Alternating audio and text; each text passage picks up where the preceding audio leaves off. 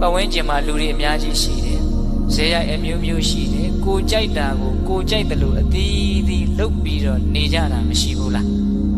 ကိုကြိုက်တယ်လို့ပြောမယ်ကိုကြိုက်တယ်လို့လုပ်မယ်ကိုစိတ်ထဲကောင်းတယ်လို့ထင်တာကိုအသီးသီးပုံစံအမျိုးမျိုးနဲ့လုပ်နေကြမှာပဲလေလူတွေက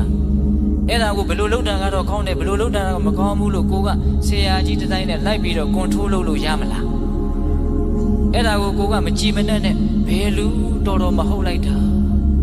သူများလုပ်နေတာနဲ့ပတ်သက်ပြီးတော့ကိုကဘာဖြစ်နေခံစားနေတာဟုတ်လားဒါကြောင့်သူများဘာတွေလုပ်တယ်မလုပ်ဘူးဆိုတာကိုယ့်အတွက်ဘာမှအရေးမကြီးဘူးဗျတကယ်ကတော့သူလုပ်တာသူ့ကံလေဟုတ်လားသူ့ကံဟာသူ့ကိုပဲအကျိုးပေးမှာလေရှင်းရှင်းလေးနော်တခါကြီးဒီမကြီးများကိုလုပ်တာကိုကံဒီကိုကိုအကျိုးပေးမယ်ဘောင်းမဲကြောင့်သူ့အကျိုးပေးမဲ့သူ့ကံတွေကိုကိုကအရေးတကြီးသွားပြီး